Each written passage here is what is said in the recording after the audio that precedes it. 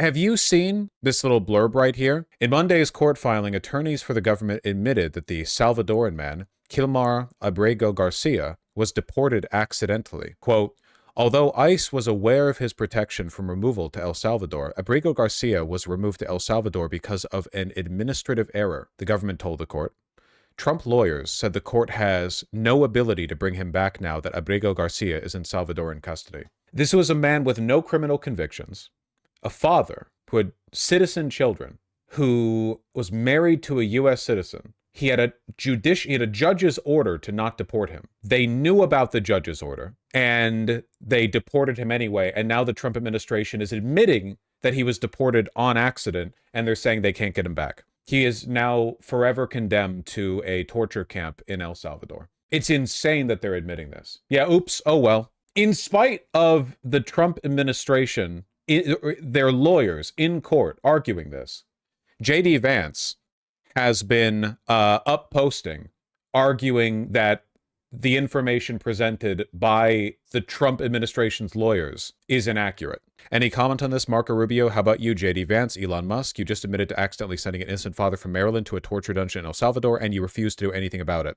J.D. Vance says, my comment is that according to the court document you apparently didn't read, he was a convicted MS-13 gang member with no legal right to be here. He's just making that up. He's just making that up.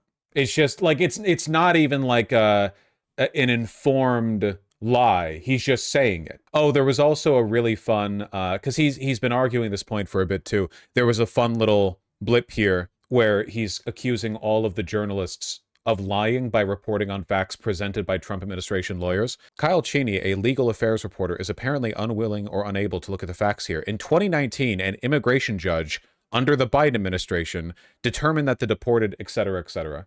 Can you find the logical error here? I don't know what compelled him to do this. I don't know if it's like, or if like it was a Grok post. I don't know, like, what would lead that. Drugs? JD Vance isn't cool enough to do drugs. I feel like it has to be some kind of AI post. The funny thing is, he actually edited this to correct it. Sharing Elon's cat. No. He couldn't do drugs. He's straight edge, okay? Edited the original post because 2019, when this determination was made, was during the Trump administration, not the Biden administration.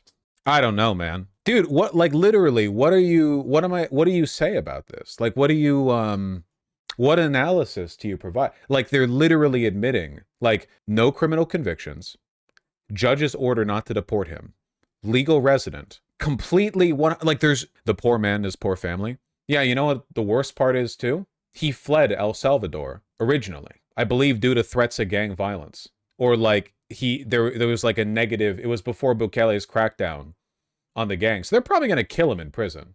But like, he fled to America for safety. I literally don't believe the statement they can't get him back. They could get him back if they wanted to. Like, it is El Salvador. It's not even a real country. Let's be real here, okay? They could get him back if they wanted to. The reason this is happening is because ICE has quotas to remove as many people as possible, and there just aren't that many Tren de Aragua members in the United States. There just aren't. It's just not that big of a deal. It's really not. It's a big country. There just aren't. So they just had to take anyone they could. And ICE officers are little Hitlerites, so they don't really give a f who they hurt in the process. No one but a Hitlerite would willingly sign up for that job. The fact that abolish ICE was treated as like a radical leftist position, when ICE as an organization, less old than I am, and has no reason to exist at all, is absolutely insane. It's just like Obama for legitimizing and expanding ICE. Literally no reason for it to exist. What does ICE do that can't already be done by police? Literally what? If you need to deport people, you can already do that. That's not it wasn't like in America it was legally impossible to enforce the immigration or the border or whatever else without the Department of Homeland Security. They did it before then. No spoilers, Thana. Yeah, it is getting really bad. It's getting really, really, really bad. And unfortunately, and we still have like a long way to go in terms of this. We're at a point now where like even the Trump administration is kind of arguing against the positions posited by their own lawyers, because not everyone in the Trump administration is equally on board with how Hitler they are, right? Like, J.D. Vance would pull the lever on a gas chamber. obviously. But maybe some of the Trump administration lawyers, maybe they go into their, their court appointments and they're like, oh, well, it turns out this was a mistake and we can't do much. And those lawyers might not be willing to pull the lever on the gas chamber, right? Like, every member of the Trump administration equally on board with being Hitler. Even with the original Nazis, not every member of the Nazi party was equally on board with being Hitler. There was internal tension there. So you have this weird situation where there are like thousands and thousands of little members of the Trump Gestapo and their underlings who are arguing at varying levels of knowing dishonesty and, well, being Hitler. Anyway, speaking of like the high end of being Hitler, I don't trust the El Salvadorian government to be making sure that they're not torturing people, that they're vetting them properly. They need to be vetted on this side. Why do the Democrats always say this could happen? It did happen. It didn't happen. Torturing them? Did you watch the video?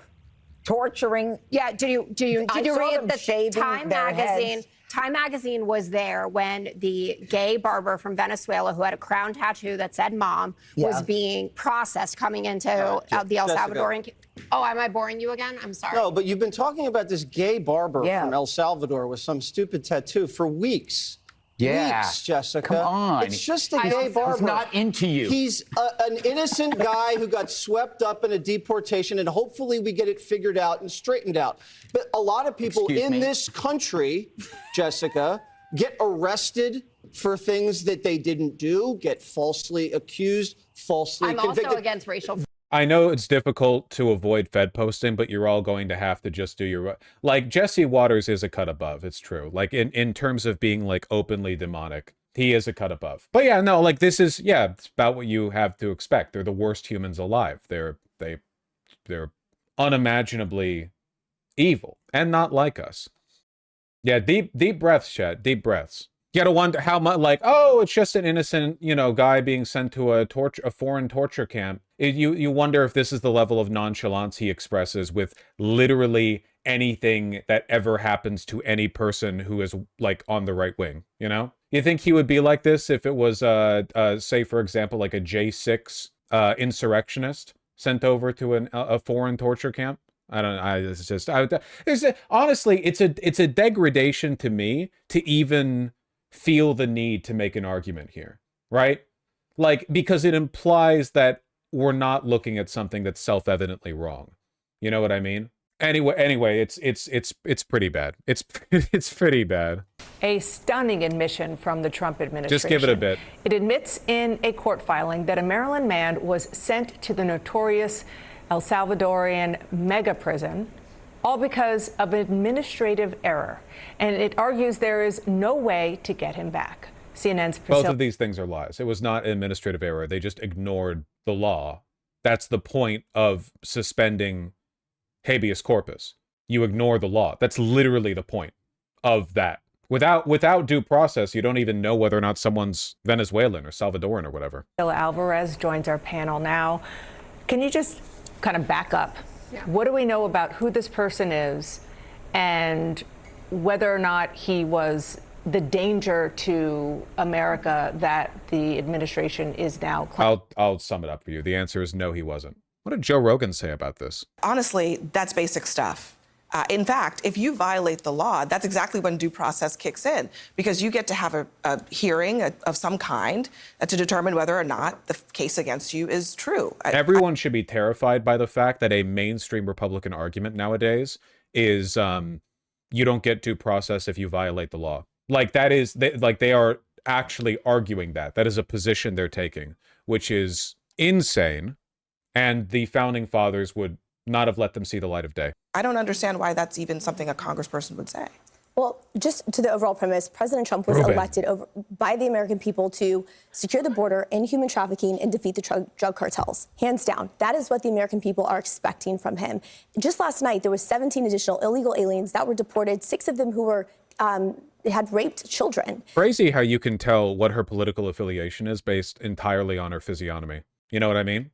Like, it's not even a joke. Like, we make phrenology jokes on stream, but like, it's not even a joke. Children, like, these are people who need to go. The administration has made it very clear I that they are agree. prioritizing criminals. I'm going to interrupt because I want to make sure we're staying on the premise here. It's not about actually those people who. Well, that's a very racist thing to say, honestly. You're right. I'm sorry for being racist against white people. It will never happen again. You named the 17 of them, had final orders of deportation. They had actually had their cases adjudicated. They were using basic immigration deporting tools to deport them because they did have their day in court. We're talking about the people who didn't. But the bottom line is that, first of all, they're doing it very quickly. They're deporting illegal alien criminals. The one thing that I will say is that there's a lot of information that we don't know that Department of Homeland Security does have. They're doing their job. They have the intelligence. It may not be shared publicly, but some of it may not be able to be shared publicly at this with point. the courts either. Go ahead. They're not doing that. They in this case, they literally already admitted that he was sent due to an administrative error. Also, they're refusing to provide information despite a judge's insistent orders, Judge Boasberg. And also, the argument from this woman is literally, yeah, we know these people are guilty, trust the government. We know these people are guilty even though they haven't had trials, and the government is refusing to release information on them. You should trust the government. The person that Joe Rogan was talking about, and I actually think he might have been conflating multiple cases, is the story of a gay makeup artist named Andre who had some crown tattoos with the name Mom on them. There's still so much we don't know about that. Are you suggesting that the gay makeup artist is a member of Tren de Aragua, which was the accusation? That was the stated claim. And by the way, there are many more of them. There are three. The reason why I think Joe Rogan is a little bit confused, he mentioned a gay barber. It's actually a gay makeup artist. He might have also been a barber. I found in a 5-minute Google search 3 separate barbers who were sort of rounded up because of their tattoos that were apparently Tren de Agua tattoos. One of them is the Nike Jumpman logo. Another one, multiple crowns. I mean, you know, LeBron has. Remember that one? The jump tattoo with 23, and it was like, well, the 23 symbolizes like the 23 great trials of the Tren de Aragua militant, you know, the heroic labors of Hercules or whatever. Crown tattoo. Is he a member of Tren de Aragua? Like, this is ridiculous. Caroline Lovett was the jumping man in the tattoo is representative of a member of Tren de Aragua passing a ball of amphetamine over the U.S.-Mexico border. You know, like they're kind of like spiking it like a volleyball over the side. Asked about this because there was a document that the administration submitted in court that basically said if you have a tattoo, you have clothing that might be associated with. They got, okay, here's the Joe Rogan clip. I don't know why they refer to it in the video, but don't actually like show it. This is kind of crazy that could be possible. That's horrific. And that's bad for the cause. Like, the cause is, let's get the gang members out. Everybody agrees. But let's not innocent gay hairdressers get lumped up with the gangs. Did I say amphetamine? I meant fentanyl. Sorry, we've been talking about fentanyl. We've been talking about ketamine. I hope one day Elon gets the two mixed up. And then, like, how long before that guy can get out? Can we figure out how to get him out? Is there any plan in place to alert the authorities that they've made a horrible mistake and correct it? I guess they didn't pay him enough for the past episode or something. He needs those weekly paychecks coming in, and they were late on that last one. The member of the Treasury Department whose job it was to transfer 100 times your annual federal tax contribution to Joe Rogan every week got laid off. So he missed a check, and that's why he said that. With this gang, you're in the gang. She was asked about it. Here's what she said. You can get classified by simply having. Also, this is apropos of nothing, but I want to say that Carolyn Levitt looks awful here. It is just genuinely insane to me that an ideology that is like ostensibly committed to venerating the beauty of white people, these white supremacists, so consistently make white women look terrible. I don't know. And the crazy thing is, this woman is 14 years old. Symbols in your tattoos and wearing certain streetwear brands, that alone is enough to get someone classified as TDA and sent to El Salvador. That's not true, actually, Andrew. According to this document, it is. Shame on you and shame on the mainstream media for trying to cover for these individuals. Shame on you. Shame on you for pointing out we're illegally deporting without due process innocent people and sending them to a torture camp. Soy, right? Yeah, how dare you, sir? Shame. Did you even say thank you? This is a vicious gang, Andrew, and you are questioning the credibility of these agents who are putting their life on the line. You're saying cops could lie? You're saying why don't you just trust the government? unthinkingly without us providing any evidence or meeting any standard of proof. That is what the document said. Yeah. Can we go back just to the premise of what Joe Rogan was talking about? Because he's right. It's horrific to believe that in a constitutional democracy like the United States of America, where it's supposed to be guaranteed that we are having to rely on information based on an administration that does not have a good relationship with the truth. They're not even willing to provide. No, I don't even like this framing. Like, obviously the Trump administration lies constantly, even sometimes to its own detriment. But like, even if the administration was the most trustworthy thing possible, even if it was like insanely like upstanding and they were really like transparent or whatever, that still doesn't mean it's okay to remove due process. Holy shit. You could never have like oh, well, just trust the government. Like, yeah, they're deporting people to torture camps, you know, but like, just trust them for the reasons why.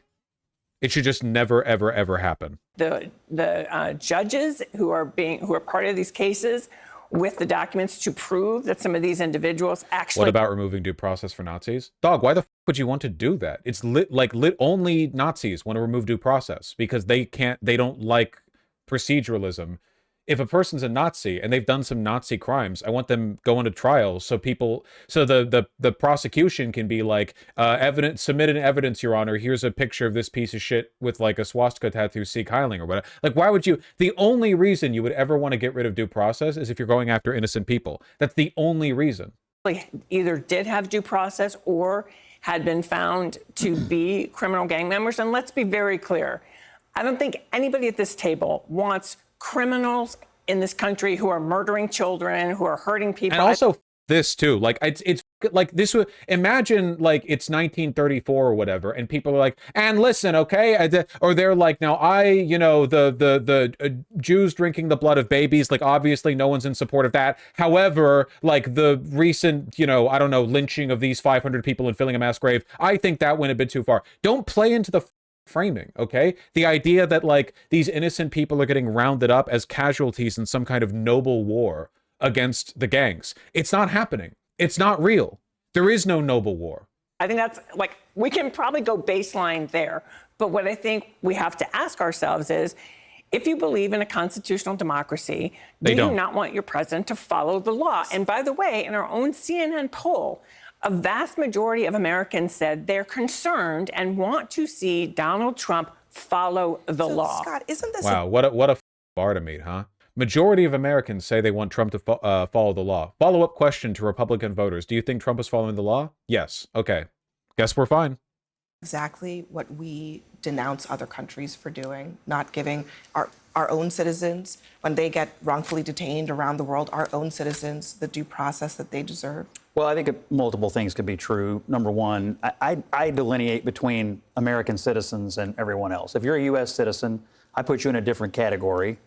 That's great, man. I mean, the rule of law applies to everyone in the country, and it's written that way in the Constitution, but go off.